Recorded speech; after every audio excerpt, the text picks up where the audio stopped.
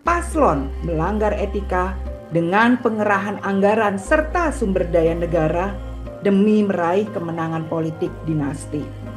Cacatnya orkestrasi politik ini salah satu ajang di mana semua pengalaman tersebut terakumulasi menjadi satu dan para kandidat berkontestasi siapa yang mampu mendapat amanah dari kita sebagai pemilih. Namun di pemilu 2024 ini, sebagai pemilih, kita melihat pengalaman sebagai bangsa tersebut tidak dihargai dan diinjak-injak dari keberpihakan Presiden Joko Widodo dan sebagian pejabat serta aparatur sipil negara pada paslon tertentu. maklumat Canberra, kembalikan martabat penyelenggara negara. Menjelang hari pemilihan umum 14 Februari 2024, masyarakat menyaksikan elit mempertontonkan keberpihakan politik yang tidak sesuai dengan konstitusi tanpa merasa malu. Sebagian penyelenggara negara dan aparat penegak hukum bagai tersandera dalam menjalankan mandatnya sebagai pejabat publik dan justru menjadi kepanjangan tangan agenda politik elektoral.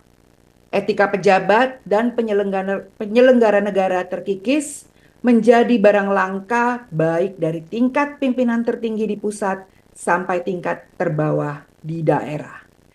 Sejarah akan mencatat era di mana paslon melanggar etika dengan pengerahan anggaran serta sumber daya negara demi meraih kemenangan politik dinasti. Cacatnya orkestrasi politik ini berdampak panjang bagi demokrasi kita dan ingatan kolektif kita berbagai bangsa. Mandat penyelenggara negara untuk melayani mereka yang papa serta terpinggirkan telah menjadi cacat dengan menjadikan kelompok yang seharusnya menjadi prioritas dalam pembangunan menjadi hanya sebatas deret ukur belaka dalam preferensi survei pemilu. Seolah tak cukup kita melihat elit menguras dan menghisap laut, merusak bumi, dan mencemari langit. Akal sehat kita semua terhina dengan penjungkir balikan logika penyelenggaraan negara demi kontestasi elektoral ini. Oleh karenanya, hal ini harus mendapat perlawanan dari segenap elemen masyarakat.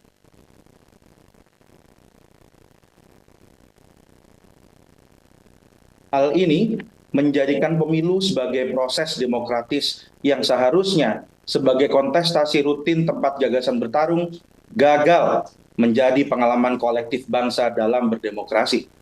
Pemilu 2024 jadi terjebak sekadar melanjutkan status quo belaka. Padahal Indonesia yang terdiri dari berbagai lapisan, kelas sosial, serta kelompok minoritas telah melewati banyak peristiwa yang menjadikan kita semua sebagai sejarah, sebagai satu bangsa tanah air Indonesia. Pemilu adalah salah satu ajang di mana semua pengalaman tersebut terakumulasi menjadi satu dan para kandidat berkontestasi siapa yang mampu mendapat amanah dari kita sebagai pemilih. Namun di pemilu 2024 ini, sebagai pemilih, kita melihat pengalaman sebagai bangsa tersebut tidak dihargai dan diinjak-injak dari keberpihakan Presiden Joko Widodo dan sebagian pejabat serta aparatur sipil negara pada paslon tertentu. Ditambah lagi, Presiden Joko Widodo dengan sengaja mengutip pasal 299 ayat 1 Undang-Undang Pemilihan Umum untuk membenarkan keberpihakannya dan sengaja meninggalkan bagian lain terkait syarat-syarat diperbolehkannya Presiden untuk berkampanye. Hal ini menunjukkan betapa mudahnya undang-undang dipelintir untuk kepentingan elektoral sepihak oleh pimpinan negara tanpa mempertimbangkan etika. Sebagai mahasiswa rantau di negeri orang, kami merasa cukup dekat pada apa yang terjadi di tanah air. Desakan para guru-guru kami, sivitas akademika alma mater kami dari berbagai kampus di Indonesia semakin meyakinkan kami bahwa Indonesia jauh dari baik-baik saja. Kami sebagai mahasiswa memiliki ruang kebebasan berekspresi dan berserikat dalam kerangka akademik yang mendorong kami untuk berada dalam garis yang sama dengan mereka yang memberi peringatan pada penyelenggara negara untuk kembali menjadi teladan. dan mengembalikan pemilu sebagai pesta rakyat demi perubahan yang lebih baik, bukan kendaraan keberlanjutan garis keturunan sebagai penguasa. Kami sadar, demokrasi bukanlah anugerah. Demokrasi merupakan hasil dari ikhtiar bersama yang harus direbut, sebagaimana teladan yang diupayakan oleh Bapak Ibu bangsa kita tahun 1945. Berdasarkan pertimbangan-pertimbangan di atas, kami mendesak agar 1.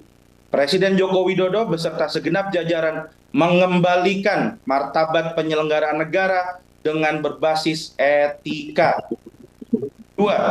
Pemerintah untuk tidak menyalahgunakan wewenang, sumber daya, dan lembaga negara untuk upaya pemenangan salah satu paslon tertentu dalam pemilu 2024. Ketiga, penyelenggara negara dan aparat keamanan menjaga netralitas dan secara aktif menjamin ruang kebebasan berekspresi dan berpendapat sebagai prasyarat demokrasi.